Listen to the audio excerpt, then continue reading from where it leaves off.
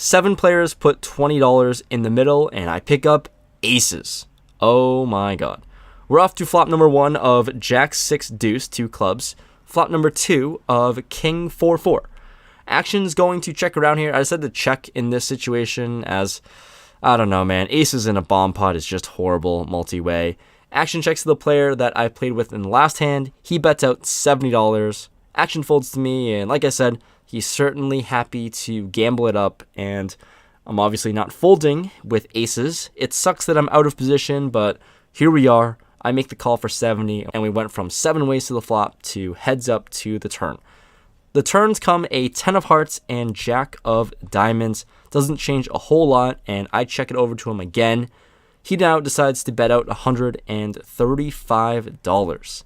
Here, I don't think I'm going to be beat that often, as we're most likely chopping, but it's hard to beat me on both of these boards with a hold'em hand. So for 135, I make the call once again, and we're off to the rivers. River come a 6 of hearts and the 8 of hearts. So I check it over to him for a third time, just praying to get the showdown, as I really don't want to put more money in the middle here with these aces. And then he announces an all-in. Oh my god. It is not a small all-in at that. It is $1,047. Shit. Alright, let's just figure this one out, I guess. Facing this ridiculously large all-in, let's count out all the hands that I lose to. And when I look at the both boards, I pretty much only lose to one combination of pocket jacks. I lose to 6-4, which there are 4 combinations of, and everything else I beat or chop with. I can actually scoop against a hand like King Jack or Jack 10 that also might be playing this way with 2 pair on both boards. So, considering there are no straights available or anything else, okay, I didn't play poker tonight to not gamble, right? Maybe on the off chance that I actually get to scoop against King Jack or Jack 10, that would be so sick. But like I said, this player seems like he's here for gambling as well, and so am I. I stick it in, I make the call, and close my eyes. This player shows us 10-6 for a full house on the top. Not a whole lot going for him on the bottom, and okay, we chop. A little nerve-wracking, and like I said, a little more anticlimactic, but folding is boring. I called $1,000 to get my money back. At least it worked out this hand. Still 8 ways and $50 each. I pick up King, Jack 8 double suited, so pretty nice holding to see. We're off to a flop, which comes King 5-6 rainbow. Second flop comes 9-7-4. Top set, the nuts on the top, and a gut shot straight draw on the bottom. Action checks to me, and I decide to throw out a bet of $150 here. For $150, it was certainly a pot builder sizing. 3 players make the call around, so we're going 4 ways to 2 turns. Turns come an ace, followed by another ace. So no longer with the nuts of top set, but pretty unlikely to still be losing on the first flop here. Anyways, now my turn to again bloat up the pot, as now I've improved to a flush draw on the bottom as well. I bet out $800, and only the player to my left makes the call. So playing to win on both boards, would love to bink here. The rivers come a 4 on the top and 10 of diamonds on the bottom. So improved to the nuts and still have a set up top. We're at least going to be chopping this one if we're somehow beat. Anyways, I decided to pot it and bet large, as I have a good opportunity to scoop and win both boards. I bet out $2,600. And facing this $2,600 bet, oh boy, he raises. Not a small raise though. He raises to $8,000, and this is pretty massive and significant. Like I said, I have the nuts on one board, so there's no need to be scared. We're at least going to be chopping this, and it seems like we're going to do so. But in the off chance that somehow that I am good, I want to get more money in the middle and be able to free roll at the very least.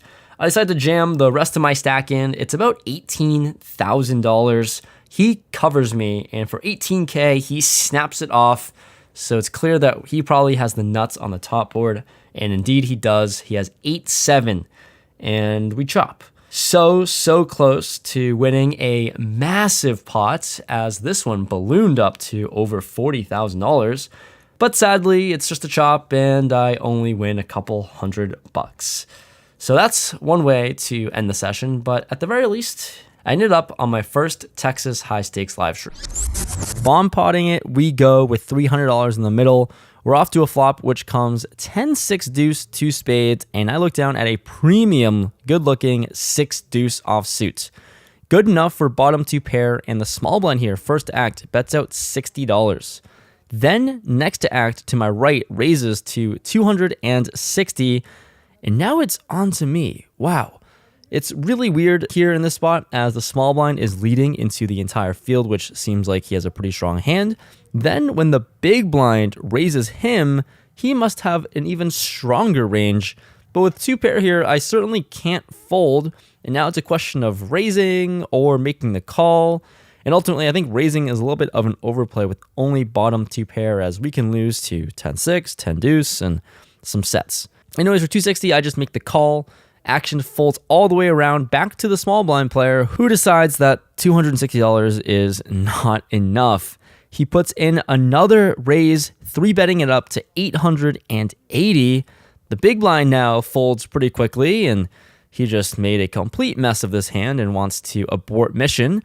Now it's on to me now. I'm in position now at least, and I think this is really tricky. Like I said, this is super strong for him to do this with, and I don't think he's going to be bluffing here. The other issue is that I hold the 6 of spades in my hand, so this player can't even have a semi-bluff like a pair and flush draw. So there's a lot of merit to just folding here, and especially with how the night's been going, I kind of want to do that. But I have 2 pair, and it seems like a sin to fold 2 pair on the flop so far, so how about I just make the call and maybe fold on bad runouts? That's the plan I have in mind. I'm going to be sticky for now and call, but definitely not feeling great about it. So when I make the call, we're going to a turn heads up, which comes the 4 of diamonds.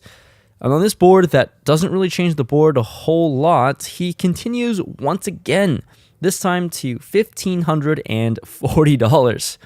Holy crap. Today has been pretty damn horrible when it comes to cards, and I really wouldn't be surprised here if I'm beat, considering how much strength he's repping right now. In-game, you won't really believe it, but I really wanted to fold this one, but ultimately, I end up just sticking it in, $1,540. I make the call with a good amount to play for behind as well. Pretty much just hoping to fade a spade and also hoping that he only has a spade draw. We're off to a river, which comes the disastrous 5 of spades.